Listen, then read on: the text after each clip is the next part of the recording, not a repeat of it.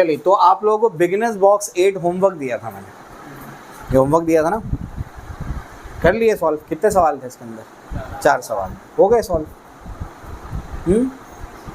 तुम लोग अगर सीईटी वाले क्लास में बैठ रहे हो तो तुमको सिर्फ बैठने के लिए रखा है क्लास में कि तुम लोगों को भी होमवर्क मिल रहा है उसका?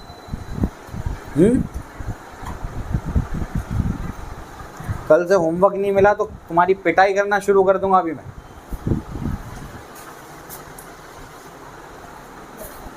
चलो, बिगिनर्स बॉक्स 8 क्या कहता है ये देखो। दो फोर्सेस है एक्ट इन ऑपोजिट डायरेक्शन। दो फोर्सेस क्या कर रहे हैं? अपोजिट डायरेक्शन में क्या कर रहे हैं? एक्ट कर रहे हैं, ठीक है ना। उनका जो रिजल्टेंट है वो कितना है? 10 न्यूटन है। तो दो फोर्सेस हैं, एक फोर्स F1 है, एक फोर्स क्या है? F2। अगर अपोजिट डायरेक्शन में मतलब 180 बताया था, 0 पे रहेगा तो ऐड कर दो, 180 पे है तो सब्ट्रैक्ट कर दो। तो मान लेते हैं कि F2 F1 से बड़ा है, तो F2 माइनस F1 कितना आएगा? 10 न्यूटन। बोला है ना, जब दोनों अपोजिट डायरेक्शन में एक्ट कर रहे हैं तो उनका रिजल्टेंट क्या है? 10 न्यूटन, ठीक है। और अगर and if they act mutually perpendicular then the resultant is 50 newton. और अगर वो दोनों ऐसे एक्ट कर रहे हैं, कैसे एक्ट कर रहे हैं? परपेंडिकुलर, F1 और F2 तो 90 पे है, तो उनका जो रिजल्टेंट है वो रिजल्टेंट कितना? उनका रिजल्टेंट है उनका 50 न्यूटन। अपने को दोनों की क्या निकालने हैं? मैग्नीट्यूड निकालने हैं। क्या निकालना है? मैग्नीट्यूड। कैसे निकालेंगे? तो अपने को एक चीज़ पता है कि अगर दो वेक्टर्स हैं और दोनों एक पर्टिकुलर एंगल पे एक्ट कर रहे हैं तो उसका रिजल्टेंट का फॉर्मूला तो मैं जानता हूँ। रिजल्टेंट का फॉर्मूला क्या होता है बताओ? F1 प्लस F2, F1 बार प्लस F2 बार क्या होगा? Under root of a square plus b square plus 2ab cos theta. ये तो पता ही है अपने को, है ना। तो ये दोनों को ऐड करके यानी F1 बार प्लस F2 बार, ये दोनों का जो रिजल्टेंट आएगा बच्चों, ये दोनों का जो रिजल्टेंट आएगा वो क्या आएगा? r bar. और r बार का मैग्नीट्यूड तो मैं जानता हूँ, बताओ क्या होगा? देयरफॉर क्या होगा? r बार का मैग्नीट्यूड क्या होगा? Under root of a square plus b square plus 2ab cos theta. इधर a और b की जगह क्या है? F1 F2, तो F1 square plus F2 square plus 2 F1 F2 cos 90 आएगा। यहाँ पर cos 90 आएगा ना। क्यों 90 आएगा? दोनों हाँ परपेंडिकुलर है, 90 के एंगल पे है। और cos 90 क्या होता है? 0। और रिजल्टेंट का मैग्नीट्यूड कितना है? 50। तो देयरफॉर कितना होगा? 50 इज इक्वल्स टू, यहाँ पर क्या होगा? अंडर रूट ऑफ क्या बचेगा? F1 square plus F2 square. यहाँ तक समझ आया? मैं रूट हटाने के लिए क्या करूँगा? Squaring both the side. Squaring करेंगे 50 का तो 2500 आएगा, है ना। 5 का स्क्वायर 25, तो 50 का स्क्वायर 2500, ठीक है ना। और यहाँ क्या बचेगा? F1 स्क्वायर प्लस क्या बचेगा? F2 square. यहाँ तक समझ आया? अब इसके आगे की कहानी क्या है? अरे भाई F2 माइनस F1 तो मेरे को पहले से पता है, कितना है वो? 10 न्यूटन। ये तो 10 न्यूटन है। तो यहाँ से मैं क्या कर सकता हूँ? F2 का वैल्यू निकाल सकता हूँ। F2 क्या होगा बताओ? 10 प्लस F1, उधर माइनस F1 है, इधर जाके क्या हो जाएगा? Plus F1। तो देयरफॉर कितना हो जाएगा? ये 2500 इज इक्वल्स टू F1 का स्क्वायर अपनी जगह पर प्लस F2 की जगह पर क्या आ जाएगा? 10 प्लस क्या हो जाएगा? F1 the whole square. बात समझ आई? देयरफॉर क्या होगा बताओ? ये हो जाएगा 2500। ये क्या हो जाएगा बताओ? F1 का square plus a plus b the whole square क्या होता है? a square plus 2ab plus b square. तो ये जाएगा a का स्क्वायर। a क्या है? 10 का स्क्वायर प्लस क्या होगा बोलो? 2 इंटू 10 इंटू F1 प्लस क्या हो जाएगा? F1 का स्क्वायर। यहाँ तक समझ आया? अब बताओ क्या होगा ये? बोलो ये कितना होगा? ये हो जाएगा आपका क्या? 2500 इज इक्वल टू ये क्या बनेगा बताओ? ये हो जाएगा F1 स्क्वायर क्या हो जाएगा? 2F1 स्क्वायर, ठीक है। और ये कितना हो जाएगा? 100 प्लस ये कितना हो जाएगा? 20F1। तो इसको पहले लिख देता हूँ, 20F1 प्लस क्या हो जाएगा? ये 100 हो जाएगा। 100 को बाद में लिखा मैंने, ठीक है ना। अब मैं पूरी इक्वेशन को अगर क्या कर दूं? 2 से डिवाइड कर दूं तो ये सब इक्वेशन, पूरा इक्वेशन 2 से डिवाइड हो जाएगा। ये कितना बनेगा? 1250। 2500 का आधा करेंगे तो क्या होगा? 2 से डिवाइड करना मतलब आधा करना, तो 1250। ये क्या होगा? F1 का स्क्वायर प्लस क्या होगा बोलो? ये 10F1 प्लस ये कितना हो जाएगा? 50। बात समझ आई? इसको यहाँ भेज दो 1250, वो इधर आके क्या हो जाएगा? माइनस हो जाएगा। तो फाइनल इक्वेशन क्या बनेगी बताओ? ये हो जाएगा यहाँ पर 0, यहाँ क्या बचेगा? F1 square plus 10F1 minus 1200 हो जाएगा। यहाँ तक समझ आया? अब 12, ये तो क्वाड्रेटिक इक्वेशन बन गई, इसलिए क्वाड्रेटिक इक्वेशन आनी चाहिए थी। 1200 का ऐसा फैक्टर जिसको माइनस करने पे प्लस 10 आए, बोलो 1200 का ऐसा फैक्टर जिसको माइनस करने पे प्लस 10 आ जाए। 40 इंटू 30 40 इंटू 30 करेंगे तो कितना आएगा, 4 3 12, 0 0 मतलब 1200, और माइनस करेंगे तो प्लस 40 माइनस 30, समझ आया। तो ये क्या हो जाएगा बोलो, f1 स्क्वायर प्लस क्या होगा 40 f1 माइनस क्या होगा 30 f1 माइनस कितना हो जाएगा 1200 इज इक्वल टू क्या हो जाएगा ये 0। अब बताओ आगे क्या होगा, आगे सॉल्व कर सकते हो, क्या करेंगे यहाँ से बताओ, f1 को कॉमन ले लेंगे, f1 प्लस 40 माइनस 30 को कॉमन ले लेंगे, f1 plus 40 is equal to क्या होगा 0। तो f1 प्लस 40 इंटू क्या होगा f1 minus 30 is equal to क्या होगा 0। अब इसमें से या तो ये 0 है तो f1 क्या आएगा माइनस 40 और f1 या फिर क्या आएगा 30। बात समझ आई। अब यहाँ पर f1 का वैल्यू सब्स्टिट्यूट करोगे कहाँ पर, इधर पे, और क्या निकल जाएगा f2, समझा। ऐसे सॉल्व करेंगे इसको, एक ने भी ट्राई नहीं किया होगा है ना, ये तो ट्राई, चलो पॉज करो। बोर्ड्स के बच्चे अभी कुछ ही दिन साथ में बैठ रहे हैं, कुछ टाइम के बाद 4-5 चैप्टर के बाद बोर्ड्स का सेशन अलग होगा, क्योंकि आगे के चैप्टर अलग हैं, स्टार्टिंग के चैप्टर एक ही हैं तो कंबाइन करके पढ़ा रहे हैं, मैं पहले भी बता चुका हूँ आपको, ठीक है। चलो आओ कैसे सॉल्व करेंगे इसको बताइए। ए कैप माइनस बी कैप का मॉड, ठीक है, किसके बराबर है, √2। कैप लगा मतलब उसके आगे का नंबर क्या होगा, उसका मैग्नीट्यूड होगा, 1 है, और यहाँ पर क्या उसका मैग्नीट्यूड, दोनों का मैग्नीट्यूड 1 1, यहाँ पर मैग्नीट्यूड क्या होगा 1, इधर पे मैग्नीट्यूड क्या होगा, बात समझ आई। तो ये आपको पहले भी बता चुका हूँ, ये तो आना चाहिए था आपको। तो आपको निकालना क्या है बच्चों, आपको वो निकालना है, क्या है बताओ, वो A cap plus √3 B cap. तो ये तो वैसे ही है ना ए बार प्लस बी बार के जैसा, ए बार प्लस बी बार का क्या होता है फॉर्मूला, इसके मैग्नीट्यूड का under root of a square plus b square plus 2ab cos theta. तो अंडर रूट ऑफ क्या बनेगा, ये अंडर रूट ऑफ बनेगा 1 स्क्वायर प्लस √3 का स्क्वायर प्लस क्या होगा बोलो 2 इंटू 1 इंटू √3, और ये क्या हो जाएगा cos थीटा। बस थीटा तो पता नहीं कितना है, नहीं पता, तो ये क्या होगा फिर बताओ, अंडर रूट ऑफ क्या होगा फिर 1 + 3 + 2 √3, और ये क्या हो जाएगा cos थीटा। यहाँ तक समझ आया। 1 + 3 कितना होगा 4 हो जाएगा, तो ये क्या बनेगा फिर बताओ, ये हो जाएगा under root of 4 + 2 √3 cos theta. यानी अगर इसका मैग्नीट्यूड निकालना है तो क्या निकालना पड़ेगा, थीटा यानी cos थीटा। अब कोई और अपने पास डेटा है क्या, हाँ ये डेटा है, ये डेटा है ना, इस डेटा में देखो क्या है कि ये इसका जो मैग्नीट्यूड है वो कितना है √2 है, इससे निकाल के चेक करते हैं, आइए देखते हैं। अब बताओ इसको तो लिख दिया अपन ने, इसको 1 दे दो। अब इसको सॉल्व करो, कैसे सॉल्व करेंगे बताओ, mod of a cap minus b cap. अरे a bar minus B bar का फॉर्मूला तो पता ही है, क्या होता है, under root of a square plus b square minus 2ab cos theta. इसका मैग्नीट्यूड क्या बनेगा बताओ, 1 और 1, तो 1 square plus 1 square minus 2 into 1 into cos theta, और इसका मैग्नीट्यूड है कितना √2, ठीक है ना, इसका मैग्नीट्यूड कितना है √2 है। क्या मैं स्क्वायरिंग कर दूं दोनों साइड पे, तो ये क्या बनेगा बताओ, 2 इज इक्वल टू क्या होगा 1 + 1 2 -2 cos थीटा। बात समझ आई। अब बताओ इसको यहाँ भेज दो, इसको यहाँ भेजेंगे तो क्या होगा, ये हो जाएगा इधर जाके 2 cos थीटा, और ये क्या हो जाएगा बताओ 2 - 2 कितना हो जाएगा 0, तो cos थीटा कितना आ जाएगा 0 आ जाएगा। अरे 0/2 क्या होगा 0, तो cos थीटा का वैल्यू क्या आ गया 0 आ गया, तो इसको यहाँ सब्स्टिट्यूट कर दो 0, 2 √3 इंटू 0 क्या होगा 0, तो रूट में क्या बचेगा 4, आंसर क्या आएगा 4, रूट से बाहर निकलेगा तो क्या बचेगा 2 बचेगा। बात समझ आई, क्लियर हो गया, ठीक है ना। चलो अभी कुछ लोगों को बाउंसर गया है, ठीक है, गधे हो तुम लोग। ये cos थीटा को यहाँ सब्स्टिट्यूट करो कितना हो जाएगा 0, 0 इंटू 2 √3 क्या होगा 0, क्या बचेगा अंडर रूट ऑफ 4, 4 को बाहर निकालेंगे तो क्या बचेगा, समझे। चलो चलो ये हो गया। इसके बाद ये क्या निकालना है बच्चों, ए बार गिवन है बी बार गिवन है, क्या निकालना है, unit vector along this vector, unit vector निकालना है। यूनिट वेक्टर का फॉर्मूला बताओ, vector divided by magnitude of vector, यही फॉर्मूला है, ठीक है ना। तो यूनिट वेक्टर का बच्चों फॉर्मूला क्या है, उसका फॉर्मूला होता है vector divided by magnitude of vector. Vector कौन है, a bar minus B bar, ये वेक्टर है, उसके बाद डिवाइड डिनोमिनेटर में क्या होगा उसका magnitude. Unit vector along, along बोला तो इसके अलोंग, अब ये वेक्टर पहले निकालना पड़ेगा, कौन सा वेक्टर है वो, ए बार माइनस बी बार, तो पहले ए बार माइनस बी बार निकालो। ए बार क्या है बताओ 3i कैप प्लस क्या ये 2j cap, minus B bar क्या है बताओ 2i कैप। क्या मैं इसको अलग से निकाल लूँ, ए बार माइनस बी बार को, इसको अलग से निकाल लेते हैं, बोलो ए बार माइनस बी बार क्या है बताओ, ये है 3, ए बार कितना है 3i कैप प्लस क्या है ये 2j cap, minus B bar क्या है 2i cap plus 3j cap minus क्या है k कैप। यहाँ से निकालेंगे वहाँ सब्स्टिट्यूट कर देंगे। अब बताओ माइनस अंदर जाएगा तो सारी साइन बदल जाएंगी, ठीक है ना। बोलो ये कितना होगा 3i कैप प्लस क्या होगा 2j cap minus 2i cap minus 3j cap plus k cap. बात समझ आई। तो 3 में से 2 गया तो कितना बचा i कैप, 2 में से 3 गया तो कितना बचेगा माइनस j कैप, और हाँ ये बताओ माइनस 2 हो गया इतना, ये समझ आया, प्लस क्या आ जाएगा k कैप। ये समझा, i का i से सब्ट्रैक्शन या एडिशन, j का j से सब्ट्रैक्शन या एडिशन, और बचा क्या k।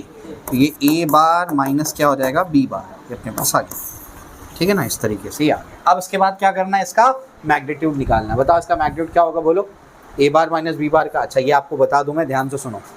अगर बच्चों a बार कोई वेक्टर आपके पास है, कोई भी इन जनरल वेक्टर है, फॉर एग्जांपल कोई वेक्टर x बार है फॉर एग्जांपल, और उसका ऐसा एक्सप्रेशन है, ध्यान से सुनना, वो है आपका ai कैप प्लस क्या है bj कैप प्लस क्या है ck कैप। और अगर आपको इस वेक्टर का मैग्नीट्यूड निकालना है, वेक्टर का अगर कंपोनेंट फॉर्म दिया है, क्या बोलते हैं इसको, कंपोनेंट फॉर्म, वेक्टर का कंपोनेंट फॉर्म दिया है, और अगर आपको क्या करना है उसका मैग्नीट्यूड निकालना है, तो उसका मैग्नीट्यूड कैसे निकालते हैं, ध्यान से सुनना।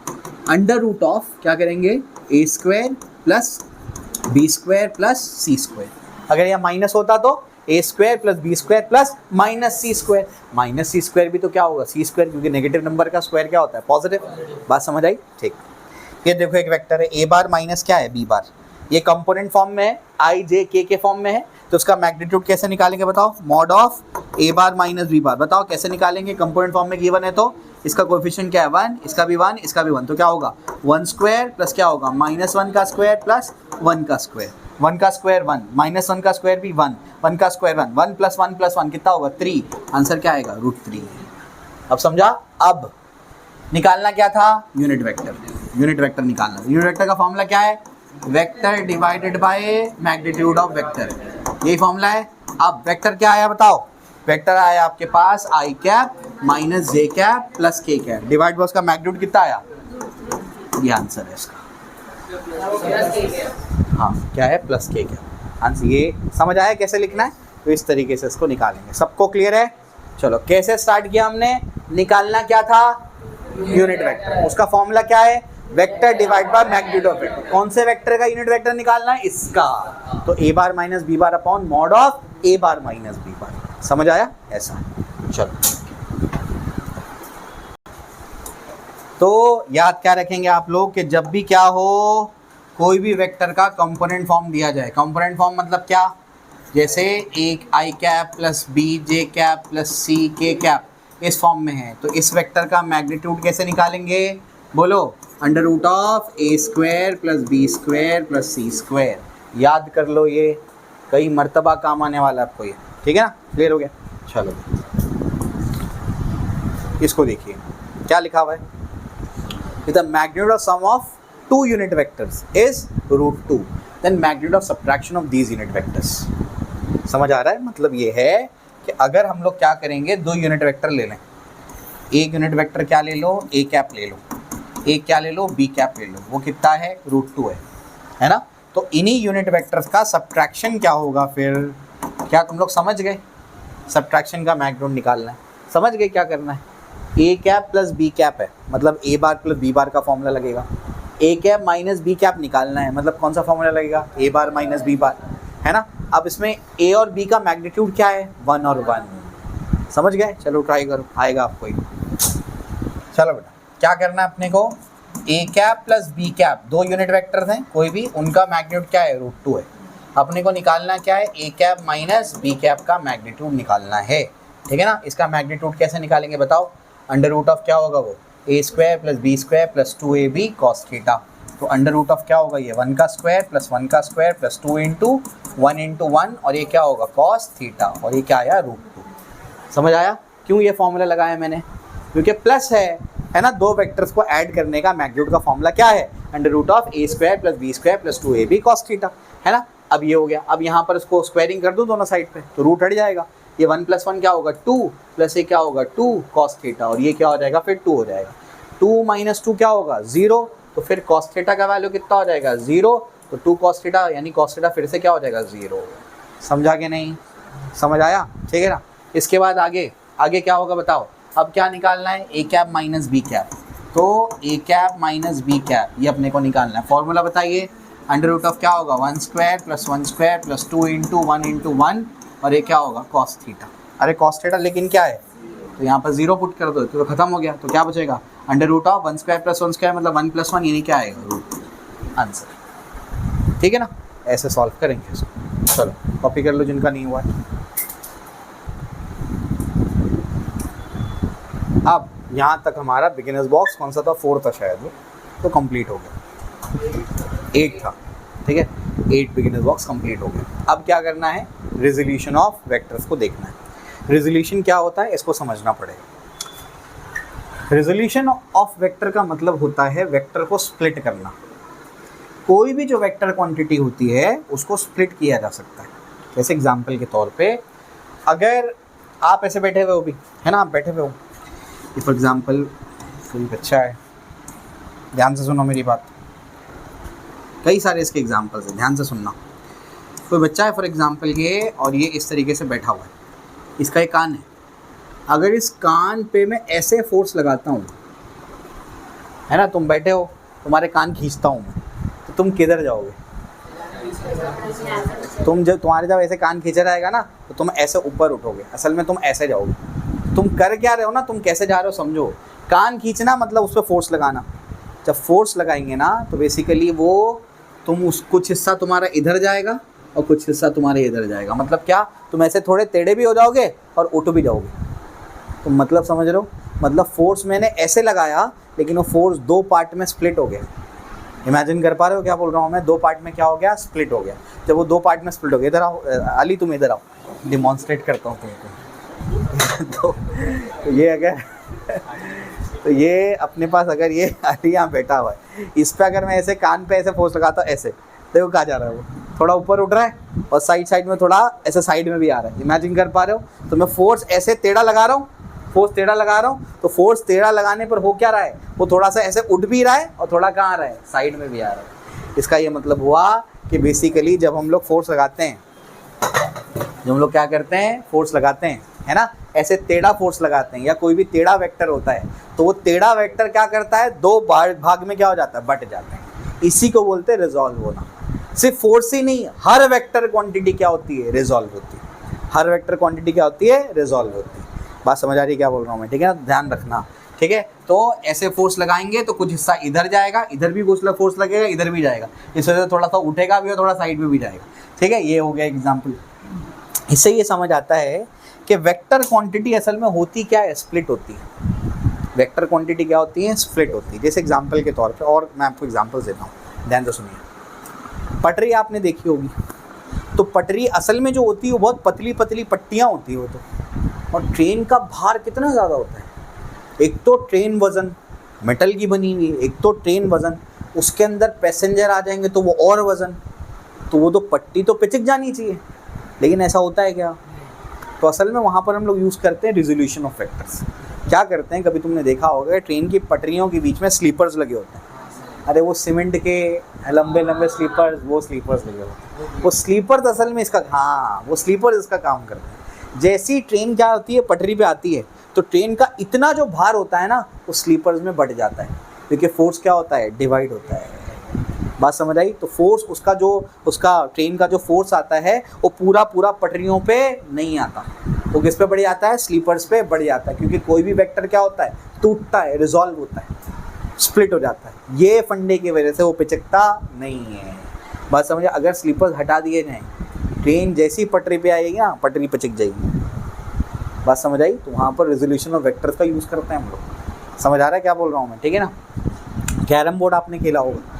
कैरम बोर्ड में आप क्या करो, ऐसे कॉइन्स को जमा दो, और जैसे ही आप क्या करो, स्ट्राइकर से क्या करो, कॉइन्स को हिट करो, तो 2 कॉइन्स को जब जाकर के स्ट्राइकर हिट करेगा ना, तो दोनों कॉइन इधर भाग जाते हैं। क्यों ऐसा, ये फोर्स आया और फोर्स क्या करता है, फोर्स स्प्लिट हो जाता है, क्योंकि वेक्टर स्प्लिट होता है, तो एक कॉइन इधर जाएगा, एक कॉइन इधर जाएगा। आपको समझ आ रहा है, वेक्टर का रेजोल्यूशन काम आता है। तो इतना खतरनाक एप्लीकेशन है, कहाँ अप्लाई होता है। तो बात समझ आई। फिजिक्स रियलिटी है, कोई थ्योरेटिकल सब्जेक्ट नहीं है, रियल सब्जेक्ट है, रियल लाइफ में काम आता है फिजिक्स। आप समझ आई, ऐसा है। समझ आया। तो यहाँ से एक बात तो तय हो गई कि हर वेक्टर क्या हो सकता है, रिजॉल्व हो सकता है।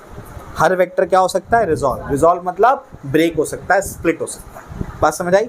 इसी स्प्लिटिंग ऑफ वेक्टर को बच्चों बोलते हैं resolution of vectors. Splitting of vectors को क्या कहते हैं, रिजोल्यूशन ऑफ वेक्टर। वेक्टर को रिजॉल्व करना। अब वेक्टर को रिजॉल्व तो हम इनफाइनाइट कंपोनेंट्स में कर सकते हैं, लेकिन हम आसानी के लिए उसके रेक्टेंगुलर कंपोनेंट बनाते हैं, जो आपको अभी मैं याद करा दूंगा। आपको प्रोसेस को याद रखना है कि कोई भी वेक्टर दिखे, कैसा वेक्टर, टेढ़ा वेक्टर। कोई भी वेक्टर दिखे, कैसा वेक्टर, टेढ़ा वेक्टर। टेढ़े वेक्टर को रिजॉल्व कर दो, टेढ़े वेक्टर को रिजॉल्व करो। सीधे सीधे वेक्टर को रिजॉल्व नहीं करेंगे। क्यों नहीं करेंगे अभी समझा दूंगा मैं, लेकिन सीधे वेक्टर्स को रिजॉल्व नहीं करेंगे। कैसे वेक्टर को रिजॉल्व करेंगे, टेढ़े वेक्टर को। आओ रिजॉल्व करना सीखते हैं। तो ये समझ आया कि कोई भी वेक्टर रिजॉल्व होता है, चाहे वो फोर्स हो, चाहे वो वेलोसिटी हो, चाहे वो एक्सेलरेशन हो, चाहे वो डिस्प्लेसमेंट हो। हर वेक्टर क्या होता है, स्प्लिट होता है, रिजॉल्व होता है। लेकिन हमने हमारी आसानी के लिए क्या किया, उसके रेक्टेंगुलर कंपोनेंट्स बनाए। क्या बनाए, रेक्टेंगुलर कंपोनेंट। ऐसे कंपोनेंट बनाएंगे उसके जो आपस में परपेंडिकुलर हों। कैसे हों, आपस में परपेंडिकुलर। मैं आपको समझाता हूं, ध्यान से सुनना, ध्यान से सुनो। कोई अगर आपके पास वेक्टर है, फॉर एग्जांपल ए बार, ध्यान से सुनना। कैसा वेक्टर है, सीधा है कि टेढ़ा है, टेढ़ा है। तो अगर आपके पास कोई टेढ़ा वेक्टर है, तो इस टेढ़े वेक्टर को आपको रिजॉल्व करना पड़ेगा। आप उसको कैसे रिजॉल्व करेंगे, तो रिजॉल्व करने का तरीका ये है, टेल को पकड़ो, एक हॉरिजॉन्टल लाइन और एक वर्टिकल लाइन। क्या बोला मैंने, टेल को पकड़ो और एक क्या करो, एक हॉरिजॉन्टल लाइन और एक वर्टिकल लाइन। बस समझ आए, ऐसे रिजॉल्व करेंगे। और ये वाला फॉर एग्जांपल यहाँ पर थीटा है, जिसके साथ थीटा लगा है वो कॉस कंपोनेंट बनेगा। ये क्या बनेगा, ए कॉस थीटा। इसको क्या बोलेंगे, ए साइन थीटा। प्रोसीजर याद कर लो बस। कोई भी टेढ़ा वेक्टर दिखे, आप क्या करेंगे, इसको रिजॉल्व करेंगे। कैसे रिजॉल्व करेंगे, टेल को पकड़ो, एक हॉरिजॉन्टल लाइन और एक वर्टिकल लाइन, जिसके साथ थीटा लगा है वो कॉस कंपोनेंट। बात समझ आई? फॉर एग्जांपल ये अपने पास ऐसा कोई वेक्टर है, फॉर एग्जांपल ये बी बार है। बी बार को कैसे रिजॉल्व करेंगे, बोलो। क्या बोला मैंने, टेल को पकड़ो, एक हॉरिजॉन्टल लाइन और एक वर्टिकल लाइन। अगर यहाँ थीटा है तो ये क्या बनेगा, बी कॉस थीटा। ये क्या बनेगा, बी साइन थीटा। बात समझ आई, कोई दिक्कत नहीं। अब बताओ, ये एक वेक्टर है for example c bar, resolve करेंगे ना। कैसे रिजॉल्व करेंगे, बोलो। टेढ़ा है ना, रिजॉल्व करेंगे। कैसे रिजॉल्व करेंगे, टेल को पकड़ो, एक हॉरिजॉन्टल लाइन और एक वर्टिकल लाइन। नहीं, गलत है, ऐसा नहीं कर सकते। अच्छा, तो कैसे करेंगे, बोलो। टेल को पकड़ो, एक हॉरिजॉन्टल लाइन और एक वर्टिकल लाइन। अच्छा, ये भी गलत है, ठीक है ना। तो कैसे रिजॉल्व करेंगे फिर, बोलो। इस तरीके से रिजॉल्व करना है कि जो एक्चुअल वेक्टर है वो दोनों कंपोनेंट के बीच में आना चाहिए। बात समझे, अलोंग द डायगोनल। ठीक है, तो बोलो अब बताओ क्या होगा, टेल को पकड़ो, एक हॉरिजॉन्टल लाइन और एक वर्टिकल लाइन। आया ना अलोंग द डायगोनल, ऐसे होता है। बात समझ आई, ठीक है ना। तो इसको बोलते हैं रिजॉल्व करना। अब अगर ये अल्फा है तो बताओ ये कंपोनेंट क्या बनेगा। ये थीटा था तो ए कॉस थीटा, वो थीटा था तो बी कॉस थीटा। ये क्या बनेगा, सी कॉस अल्फा, और ये सी साइन अल्फा।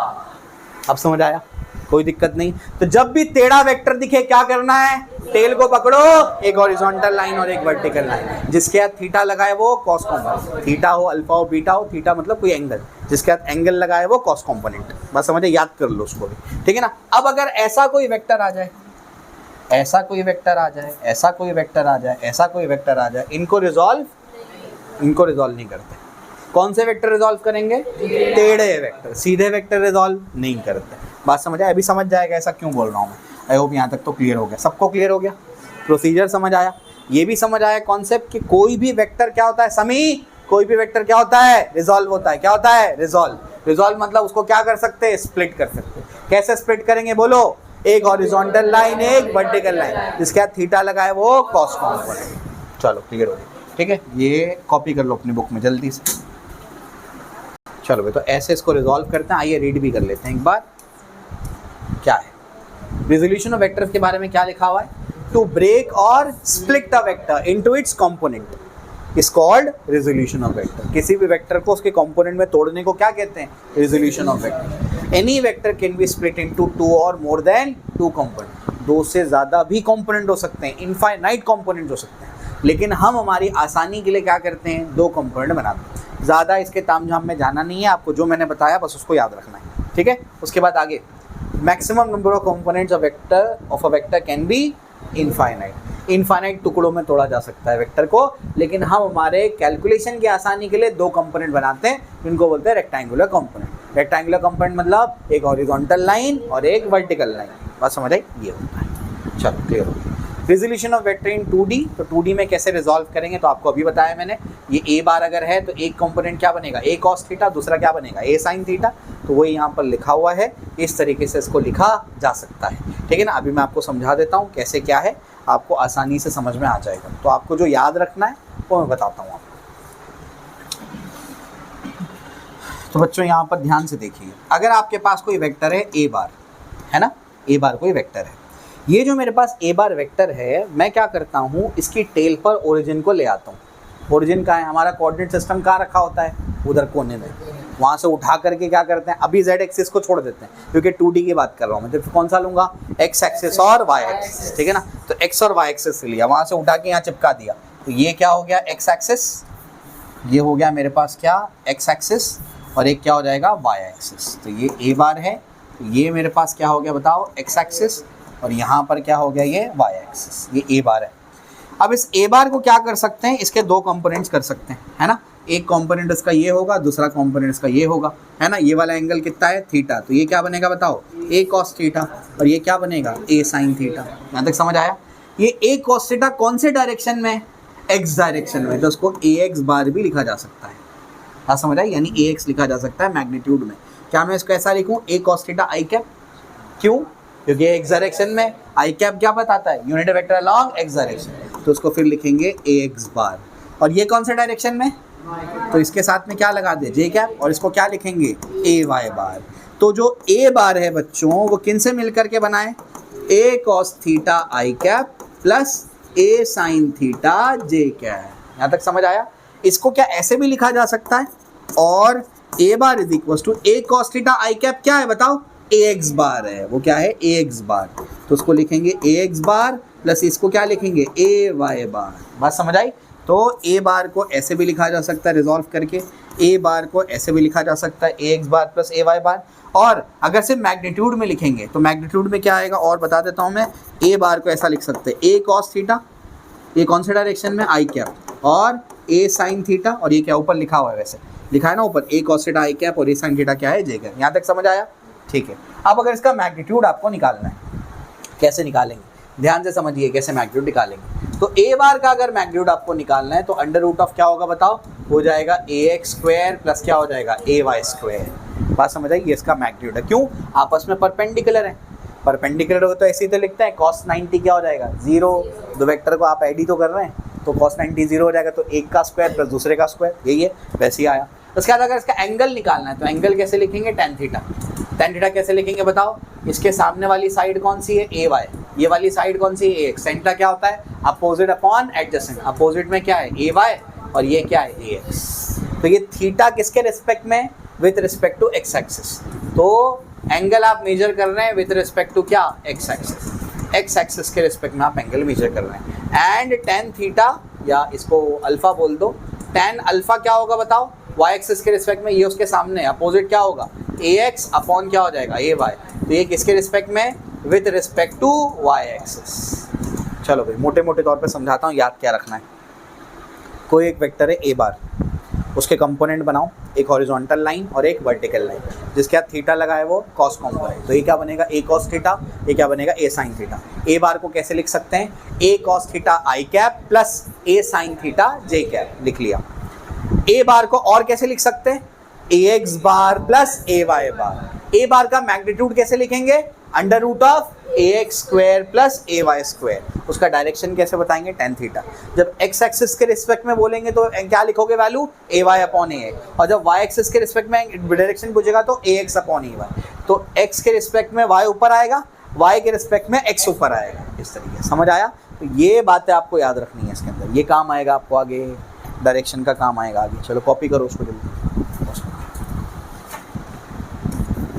ठीक है। तो यहाँ पर भी देखो वही लिखा हुआ है, ए बार को कैसे लिखा हुआ है, ए cos theta I cap plus A sine theta J cap. उसका मैग्नीट्यूड कैसे लिखेंगे, ए x square plus a y square. tan theta A y upon a x, और उसने अल्फा की जगह क्या बोल दिया, फाई, तो ए x upon A Y. Theta is the angle between A bar and X component, और phi is the angle between A bar and its Y component. बात समझ आई, ऐसे वाई कॉम्पोनेंट बोल दो, वाई एक्सिस बोल दो, एक ही बात, ठीक है ना। If vector makes an angle theta from a given direction, it's component along the direction will be A cos theta. ये मतलब वही है जिसके हाथ में थीटा लगा है वो कॉस कॉम्पोनेंट। बात समझ आई? जो मैं आपको ट्रिक बता रहा हूँ, जो तरीका बता रहा हूँ, उससे कभी कन्फ्यूजन नहीं होगा कब कहाँ कॉस लगेगा, कहाँ साइन लगेगा। बात समझ? बस क्या याद रखो, जिसके साथ में थीटा लगा है वो कॉस कॉम्पोनेंट, कभी कन्फ्यूजन नहीं होगा आपको उससे, ठीक है ना। चलो भाई, तो ये वही लिखा हुआ है लेकिन उसने दूसरे ढंग में लिखा है। अब इसको सॉल्व करेंगे। इलस्ट्रेशन 17 क्या कहता है इसको, ये क्या कहता है देखिए। ए बार गिवन है तो आपने को सबसे पहले बताना है कि ए एक्स क्या है। ए एक्स मतलब ए बार का एक्स कॉम्पोनेंट। ए बार का एक्स कॉम्पोनेंट क्या है 3। ए वाई क्या है 4।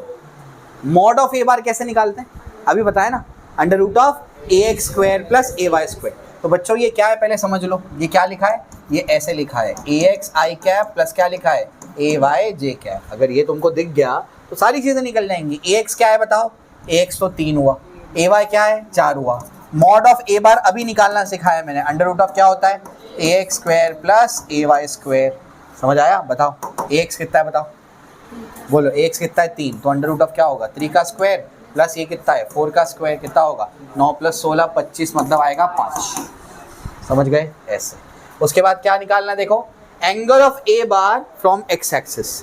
एक्स एक्सिस से एंगल तो क्या था a y upon a x, tan theta equals to a y upon a x. और एंगल फ्रॉम वाई एक्सिस फिर क्या आएगा a x upon A y. X axis से बोला तो a y upon a x, y axis से angle पूछा तो ए एक्स अपॉन ए वाई। तो पहले क्या निकालना है tan थीटा निकालना है। tan थीटा क्या होगा बताओ ए वाई अपॉन ए एक्स। बोलो ए वाई कितना है 4 और ए एक्स कितना है 3, तो थीटा कितना बनेगा tan इनवर्स ऑफ 4/3। यहाँ तक समझ आया? कोई दिक्कत नहीं। चलो उसके आगे दूसरा एंगल कौन सा है वाई एक्सिस। वाई एक्सिस से क्या बोला हम लोग ने, फाई बोल दो अल्फा बोल दो, एक ही बात है। तो एंगल फ्रॉम वाई एक्सिस क्या बोलते थे फाई, तो क्या लिखेंगे tan फाई। क्या फॉर्मूला बनेगा ए एक्स अपॉन ए वाई, तो ये बनेगा ए एक्स अपॉन ए वाई। ए एक्स कितना है बोलो 3, ए वाई कितना है 4, तो tan फाई ये मिला। फाई कितना मिलेगा फिर बताओ tan इनवर्स ऑफ 3/4, ऐसे मिलेगा। बात समझ आई? लास्ट क्या है यूनिट वेक्टर अलोंग ए बार। यूनिट वेक्टर का फॉर्मूला बताओ। ए बार का यूनिट वेक्टर ए कैप होगा, तो वेक्टर कौन है ए बार, उसका मैग्नीट्यूड कौन है ए बार का मॉड। ए बार क्या है बताओ, ए बार कितना है 3i cap plus 4j cap, और उसका मैग्नीट्यूड भी तो निकाला ना, कितना आया 5। ये इसका आंसर है। समझा? कोई दिक्कत नहीं? चलो कॉपी करो, चलो ऑन करो। चलो तो ये सब देख लो। अच्छा tan इनवर्स ऑफ 4/3 क्या होता है 53 डिग्री, याद करवाया था आपको मैंने। sin 53/cos 53 कर लो, tan 53 आ जाएगा। और tan इनवर्स ऑफ 3/4 क्या होता है 37 डिग्री। दोनों एक्स्ट्रा करा चुका हूँ मैं आप लोग। यूनिट वेक्टर का भी आ गया, मैग्नीट्यूड 3 4, ठीक है। चलो अब फिर से ये ऐसा क्वेश्चन आ चुका है एंट्रेंस एग्जाम में, तो देखिए ए बार क्या है, एक यूनिट वेक्टर है। A bar is a unit vector, find the value of b. कैसे सॉल्व करते हैं ऐसे क्वेश्चन? ए बार अगर यूनिट वेक्टर है तो उसका मैग्नीट्यूड क्या बनेगा, यूनिट वेक्टर का मैग्नीट्यूड क्या होता है 1 होता है, तो उसका मैग्नीट्यूड क्या होगा 1 होगा। तो ए बार का मैग्नीट्यूड कैसे निकालते हैं, अरे आई जे के फॉर्म में, मतलब कंपोनेंट फॉर्म में। कंपोनेंट फॉर्म का मैग्नीट्यूड कैसे निकालते हैं, under root of a square plus b square. यहाँ ए क्या है 0.6, उसका स्क्वायर प्लस क्या होगा बोलो बी का स्क्वायर, और मैग्नीट्यूड तो उसका 1 होगा, क्योंकि ए बार क्या है यूनिट वेक्टर है। यूनिट वेक्टर का मैग्नीट्यूड क्या होता है 1 होता है, तो 1 इज इक्वल, अब स्क्वायरिंग कर दो दोनों साइड पे, 1 का स्क्वायर ये क्या होगा 0.6 का स्क्वायर प्लस क्या होगा बी का स्क्वायर। 0.6 का स्क्वायर क्या होता है 36, 0.6 का स्क्वायर होगा 0.36, 1 का स्क्वायर कितना होगा 1 प्लस ये क्या है बी स्क्वायर। इसको यहाँ भेज दो, तो 1 माइनस 0.36, 1 में से 0.36 जाएगा तो 0.64 बचेगा। बात समझ आई? इसका आप क्या लेना पड़ेगा स्क्वायर रूट लेना पड़ेगा। स्क्वायर रूट लेंगे तो क्या होगा बोलो root of 0.64 is equal to क्या होगा बी स्क्वायर का रूट, तो क्या आएगा बी का वैल्यू क्या आएगा 0.8, 0.8 आंसर। बस 64 का क्या आता 8 आता, तो 0.64 का क्या आएगा 0.8 आएगा। बात समझ आई? ऐसा है। अगर आप इसको सॉल्व नहीं कर पा रहे हैं तो उसको ऐसे भी सॉल्व कर सकते हैं। 64 को 0.64 को ऐसा लिखो 64 × 10⁻²। ये समझा? 2 डेसिमल को शिफ्ट करूंगा तो 10 के पावर में क्या आ जाएगा नेगेटिव जाएगा, इज इक्वल टू यहाँ पर क्या है बी 64 बाहर आएगा रूट से तो 8, 10⁻² बाहर आएगा तो 10⁻1। ये समझ आया? इज इक्वल टू क्या होगा बी स्क्वायर, 10⁻⁻1 है तो एक डेसिमल शिफ्ट कर लेना तो 0.8 बी का वैल्यू आ गया। तो ऐसे भी सोच सकते हो उसको, हाँ समझ आई, ठीक है ना। चलो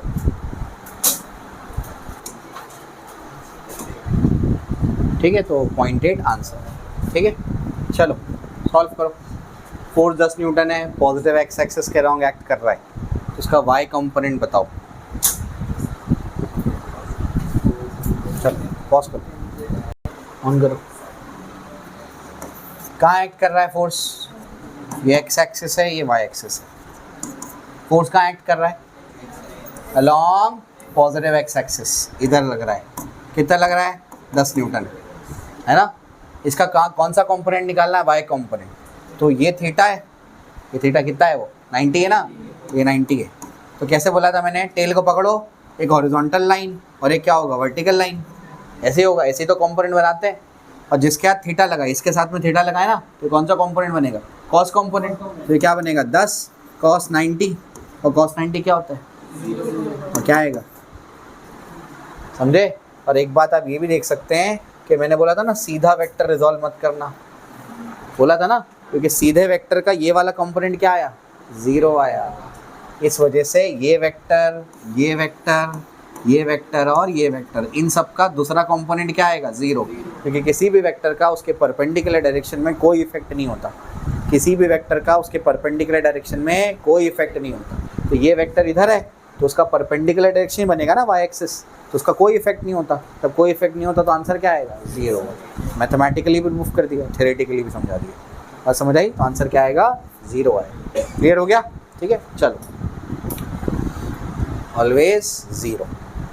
अब component of vector along it's perpendicular direction is always 0। इस वजह से इस वेक्टर को रिजॉल्व मत करो, इसको इसको इसको इसको रिजॉल्व मत करो।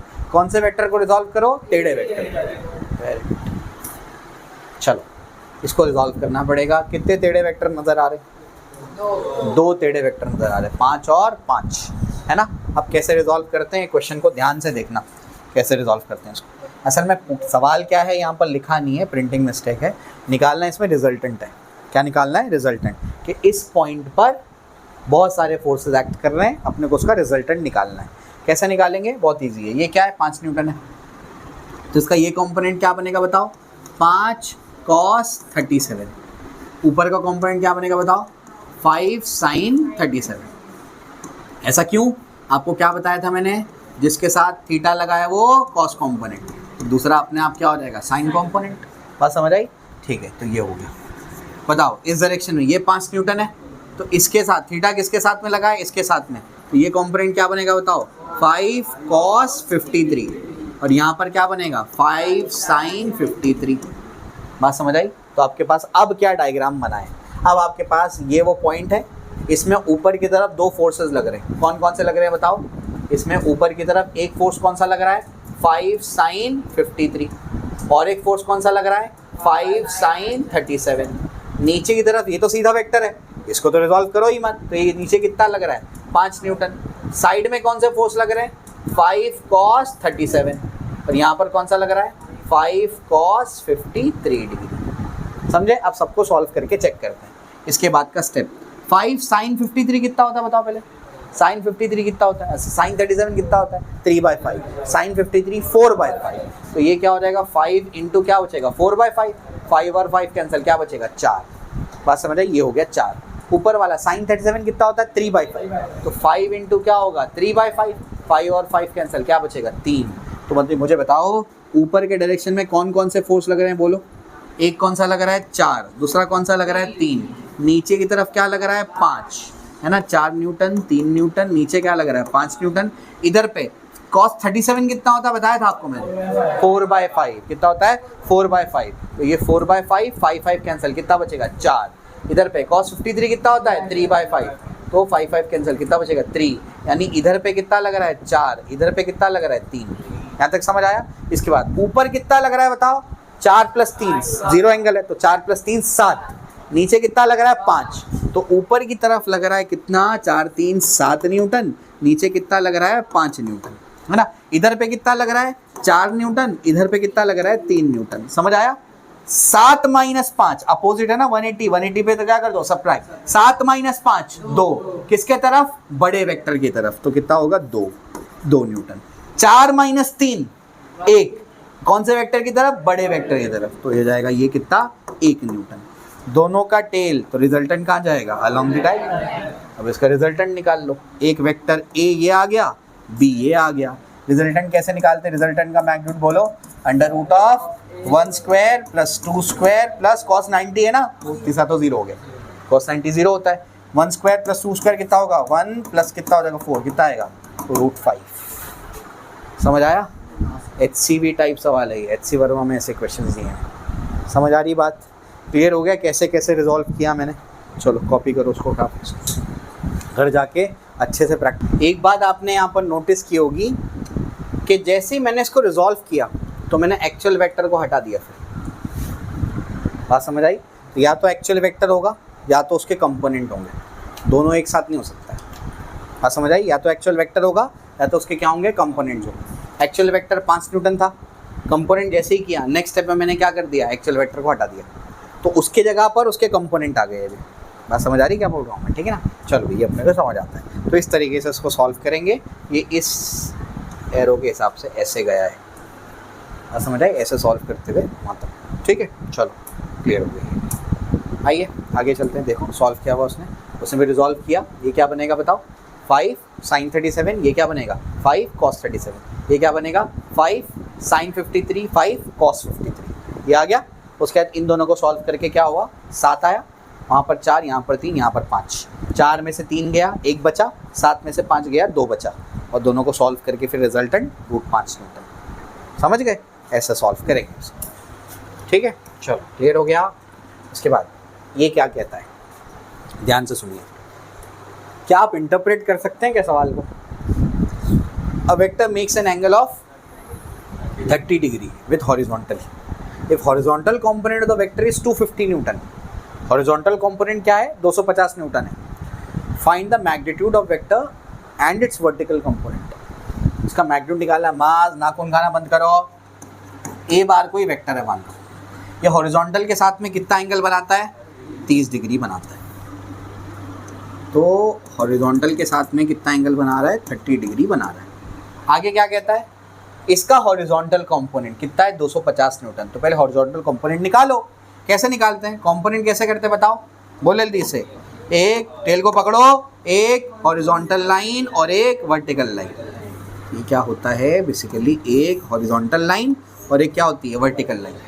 अब ये कौन सा कंपोनेंट है हॉरिजॉन्टल, ये कौन सा होता है बताओ, जिसके साथ थीटा लगा है वो कॉस, तो ये क्या बनेगा a cos 30 बनेगा। ये कौन सा कंपोनेंट है वर्टिकल, हॉरिजॉन्टल मतलब ऐसे, वर्टिकल मतलब ऐसे। वर्टिकल कंपोनेंट क्या बनेगा बताओ a sin 30। बात समझ आई। आगे क्या निकालने बोला है, हाँ हॉरिजॉन्टल कंपोनेंट, इसका वैल्यू कितना बोला है 250 बोला है ना। ये अपने को बोला है वर्टिकल कंपोनेंट निकालो और क्या निकालो मैग्नीट्यूड भी निकालो। मैग्नीट्यूड मतलब a बार का मॉड निकालो, वो a नहीं होगा ना, a बार का मॉड क्या होगा a होगा, तो a भी निकालना है। समझ आया। तो मैग्नीट्यूड निकालना है मतलब a निकालना है और वर्टिकल कंपोनेंट भी निकालना है। कैसे निकालेंगे समझिए इसको। क्या गिवन है, हॉरिजॉन्टल कंपोनेंट का वैल्यू गिवन है, कितना है वो 250। तो इसको मैं सॉल्व कर लेता हूँ। a cos 30 कितना होता है √3/2 और ये कितना है 250। 2 यहाँ डिवाइड में वहाँ जाके क्या होगा मल्टीप्लाई, 250 इंटू 2 कितना होगा 350 होगा कि नहीं। तो a कितना होगा, ये हो जाएगा 500 और √3 डिनोमिनेटर में आ गया। मैग्नीट्यूड निकालना था ना a का, निकाल लिया अपन, a का मैग्नीट्यूड आ गया। समझा क्या हुआ, ये 2 यहाँ डिवाइड में था वहाँ जाके क्या हुआ मल्टीप्लाई, 250 इंटू 2 500, √3 मल्टीप्लाई में था वहाँ जाके डिवाइड। अब क्या निकालना है वर्टिकल कंपोनेंट। वर्टिकल कंपोनेंट क्या होता है a sin 30। a कितना है बताओ 500/√3। sin 30 कितना होता है हाफ, 2 1 250, तो 250/√3। ये कौन सा कंपोनेंट है वर्टिकल कंपोनेंट। समझ गए, ऐसे सॉल्व करेंगे। चलो कॉपी करो, ठीक है। तो ये दोनों कंपोनेंट्स आंसर देख लो। अब तक वेक्टर को रिजॉल्व किया था 2 डायमेंशन में, एक हॉरिजॉन्टल लाइन एक वर्टिकल लाइन। अब रिजॉल्व करेंगे 3 डायमेंशन में। अब कैसे रिजॉल्व करेंगे इसको, तो 3 डायमेंशन में कैसे रिजॉल्व होता है उसको समझिए।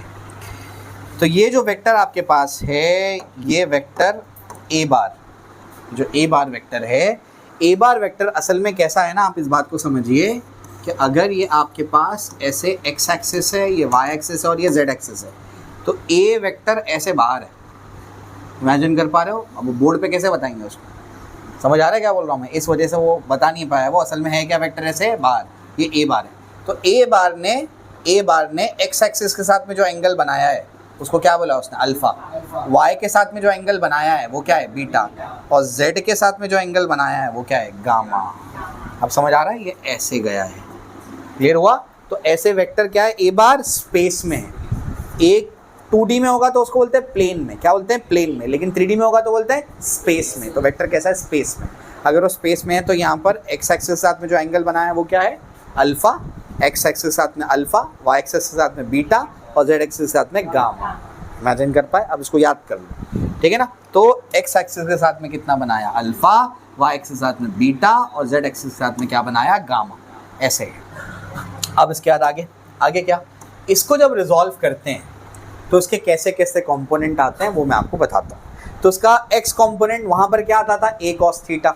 वाई कंपोनेंट क्या आता था? ए साइन थीटा।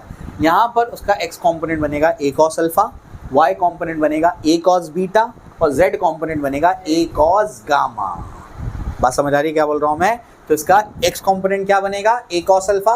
वाई कंपोनेंट क्या बनेगा? ए कॉस बीटा। जेड कंपोनेंट क्या बनेगा? ए कॉस गामा।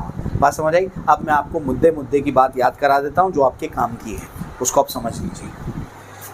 तो बच्चों, अगर मेरे पास कोई वेक्टर है और मैं उसके 3 कंपोनेंट्स अगर कर देता हूँ, 3 कंपोनेंट्स, ठीक है ना, 3 डायमेंशन में इसको क्या करते हैं? रिजॉल्व करते हैं। अगर 3 डायमेंशन में उसको अगर रिजॉल्व करेंगे तो क्या आएगा?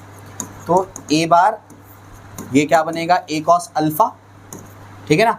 ये कौन सा डायरेक्शन में? एक्स डायरेक्शन में। ये कौन सा डायरेक्शन है? वाई। तो ये क्या बनेगा? ए कॉस बीटा। और ये डायरेक्शन में क्या बनेगा? ए कॉस गामा। इस तरीके से। इसके साथ में एंगल कितना है बताओ? अल्फा। इसके साथ में एंगल कितना है? बीटा। और इसके साथ में एंगल कितना है? गामा। तो एक्स कंपोनेंट क्या बना? एक्स कंपोनेंट बना ए कॉस अल्फा। वाई कंपोनेंट क्या बना? ए साइन बीटा, ए कॉस बीटा, ए कॉस बीटा। और जेड कंपोनेंट क्या बना? ए कॉस गामा। ऐसे होगा। अब इसमें से कॉस अल्फा अगर मैं निकालूंगा तो बताओ क्या होगा? ए एक्स अपॉन ए आएगा। कॉस बीटा बताओ क्या होगा? ए वाई अपॉन ए आएगा। और कॉस गामा क्या आएगा? ए जेड अपॉन ए। तो यहाँ से बच्चों कॉस अल्फा जो होता है वो क्या आएगा? A x upon A. Cos beta क्या आएगा? ए वाई अपॉन ए। और कॉस गामा क्या आएगा? ए जेड अपॉन ए। बात समझ आई? इन तीनों को मिला करके कहते हैं डायरेक्शन कोसाइंस। क्या कहते हैं इनको? डायरेक्शन कोसाइंस बोलते हैं। शॉर्ट फॉर्म में डीसीज बोलते हैं। क्या बोलते हैं? डीसीज। डीसीज मतलब डायरेक्शन कोसाइंस। तो अगर आपको बोले डायरेक्शन कोसाइन निकालो तो क्या निकालेंगे आप? Cos alpha, cos beta, cos gamma, ये आप निकालेंगे। बात समझ आई? ठीक है ना? और जो आपका ए वेक्टर है ए बार, उसको कैसे लिखेंगे फिर? ए x I cap plus a Y J cap plus a Z के कैप। कोई भी वेक्टर कंपोनेंट फॉर्म में दिखा तो उसका मैग्नीट्यूड कैसे लिखते हैं बताओ? Under root of a x का स्क्वायर प्लस ए वाई का स्क्वायर प्लस ए जेड का स्क्वायर। ऐसे लिखते हैं, पहले ही बता चुका हूँ मैं। तो 2 कंपोनेंट में होगा तो ए x square plus a y square, और 3 कंपोनेंट होगा तो ए x square plus a y square plus a z square. समझ आया?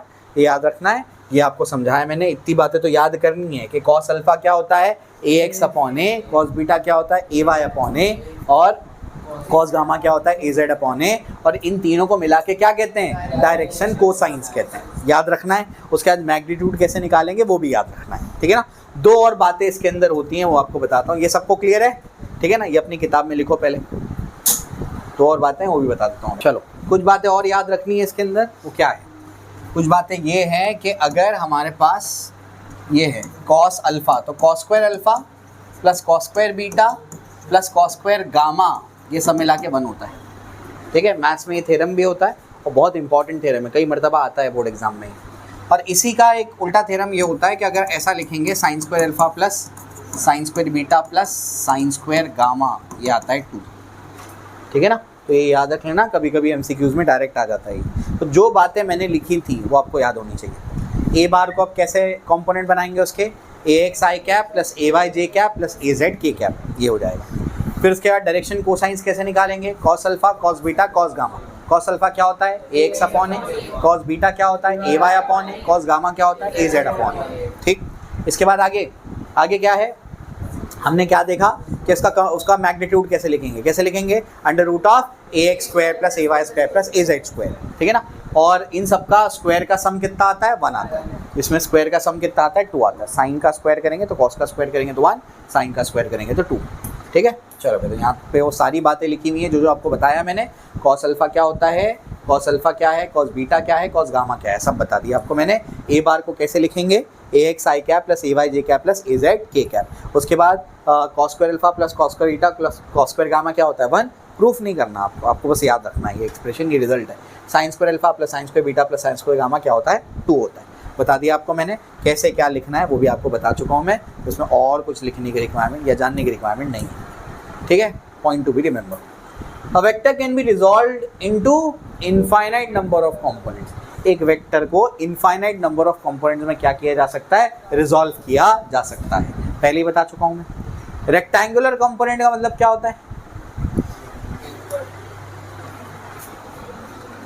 एक वेक्टर मेरे पास ये है ए बार, टेढ़ा वेक्टर है, इसको रिजॉल्व कर सकते हैं। क्या बताया आपको मैंने, तरीका क्या बताया, टेल को पकड़ो, एक हॉरिजॉन्टल लाइन एक वर्टिकल लाइन। लेकिन अगर मैं टेल को पकड़ के एक ये लाइन और एक ऐसी लाइन बना दूं तो क्या ये कंपोनेंट नहीं हो उसका, A1 बार A2 बार, क्या ऐसे कंपोनेंट नहीं बना सकते, बना सकते। हम क्या करते हैं ना, हम हमारे कैलकुलेशन की आसानी के लिए क्या करते हैं, एक हॉरिजॉन्टल और एक वर्टिकल लाइन बनाते हैं ताकि एक्स डायरेक्शन में उसका वैल्यू मिल जाए, वाई डायरेक्शन में वैल्यू मिल जाए और कैलकुलेशन आसान हो जाए। बात समझ आ रही क्या बोल रहा हूँ मैं। वरना किसी भी वेक्टर को किसी भी एंगल पे आप क्या कर सकते हो, रिजॉल्व कर सकते हो। लेकिन हम क्या करते हैं, हम उसको 90 के एंगल पे क्या करते हैं, रिजॉल्व करवाते हैं। जो कंपोनेंट 90 के एंगल पे रिजॉल्व होंगे उनको रेक्टेंगुलर कंपोनेंट बोलते हैं। लेकिन उसको 60, 30, 45 कोई भी एंगल पे क्या किया जा सकता है, रिजॉल्व किया जा सकता है। बात समझ आ रही क्या बोल रहा हूँ मैं, यही बोला उसने, क्या बोला है, maximum number of rectangular component, मतलब 90 वाले कंपोनेंट मैक्सिमम कितने हो सकते हैं, एक प्लेन मतलब 2D में कितना हो सकता है, 2 हो सकता है, एक हॉरिजॉन्टल और एक vertical. But maximum number of rectangular component in space x y z में कितने हो सकते हैं, 3 हो सकते हैं। इसी वजह से क्या लिखा, AX, AY और AZ, और 2D में क्या लिखा, AX और AY। बात समझ आई। तो एक प्लेन में रेक्टेंगुलर कंपोनेंट मैक्सिमम कितने हो सकते हैं, 2 हो सकते हैं। स्पेस में कितने हो सकते हैं, 3 हो सकते हैं, ठीक है ना। Vector is independent of orientation of axis but the component of vector depends upon the orientation of axis. क्या मतलब होता है, मतलब को समझो, ध्यान से सुनना। पहले भी बताया था मैंने, फिर बता देता हूँ एक बार। ये मेरे पास एक एक्स एक्सिस है और ये मेरे पास क्या है, वाई एक्सिस है। यहाँ पर मेरे पास कोई वेक्टर ए बार है, ठीक। इसके साथ में ये एंगल कितना बना रहा है, थीटा। तो ये कंपोनेंट क्या बनेगा, ए कॉस थीटा। ये क्या बनेगा, ए साइन थीटा, ठीक। आप कोऑर्डिनेट सिस्टम को कैसे रख सकते हैं, कैसे भी रख सकते हैं, आपकी मर्जी। बात समझ आई। आप बोलेंगे तो फिर 90 पे क्यों रखा, दोनों एक्स और वाई एक्सिस के बीच में 30 का एंगल रखो, रख सकते हैं, कोई दिक्कत नहीं है। लेकिन 90 पे इसलिए रखते हैं क्योंकि वो अच्छा दिखता है। बात समझ रहे हैं, हाँ यही रीज़न है उसका, और कोई रीज़न नहीं है। कैलकुलेशन में आसानी होती है और वो क्या होता है, अच्छा दिखता है, दिखने में अच्छा लगता है 90 पे, इस वजह से 90 पे रखते हैं। हेलेडर रेसनिक एंड वॉकर पढ़ेंगे, यही स्टेटमेंट लिखा है और कुछ नहीं, उसका यही रीज़न है बस।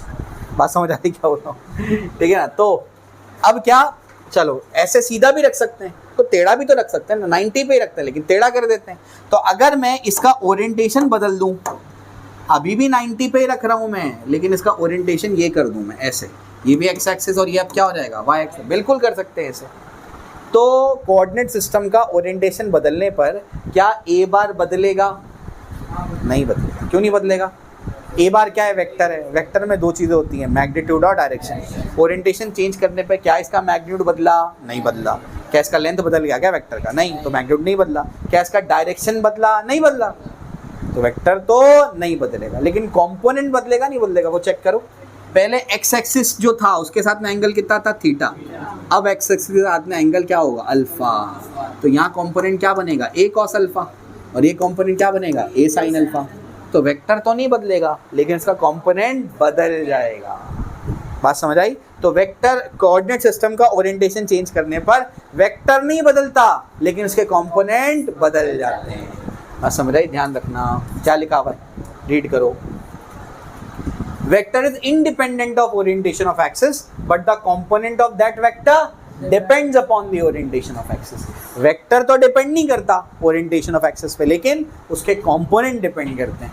उसके बाद क्या, component of a vector along it's perpendicular direction is always zero. कोई भी वेक्टर का उसके परपेंडिकुलर डायरेक्शन में इसका क्या होता है, कंपोनेंट हमेशा जीरो होता है। बात समझ आई? किसी भी वेक्टर का उसके परपेंडिकुलर डायरेक्शन में कोई इफेक्ट नहीं होता है। बात समझ आ रही? ठीक है ना। चलो भाई, इसके बाद आगे तो आपको समझाया मैंने, अब चलो इसको सॉल्व करो, ये आना चाहिए आप लोग को। चलो फटाफट, पता निकालना है, देख के समझ आता है आपको, ऑन है ना। ax निकालना है, देख के बताओ। ax क्या है 2, ay क्या है, az क्या है, मॉड कैसे निकालोगे, under root of 2 square plus 3 square plus 6 square. Direction cosines of a मतलब क्या निकालना है, cos alpha cos beta cos gamma. Angle of a from x axis y axis z axis. x axis के साथ में angle कितना बनाता है, अल्फा, y के साथ में बीटा, z के साथ में गामा। तो अल्फा बीटा गामा निकालना है और लास्ट में यूनिट वेक्टर। कर लोगे सॉल्व? चलो सॉल्व करो, ऑन करो। तो ax तो 2 हो गया, ay क्या हो गया 3 हो गया, az क्या हो गया 6 हो गया, मॉड क्या होगा 4 9 और कितना होगा 36, है ना। तो रूट 49 यानी 7। Direction cosine ax upon a मतलब कितना होगा 2/7, 3/7, 6/7, ये निकालना है आपको। कॉस अल्फा क्या है पहले बताओ, कॉस अल्फा क्या है ax अपॉन a तो 2/7 है ना। तो अल्फा क्या बनेगा यहाँ से, कॉस इनवर्स ऑफ 2/7 आ गया अल्फा। फिर बीटा क्या बनेगा, cos inverse of 3/7, gamma cos inverse of 6/7, ऐसा।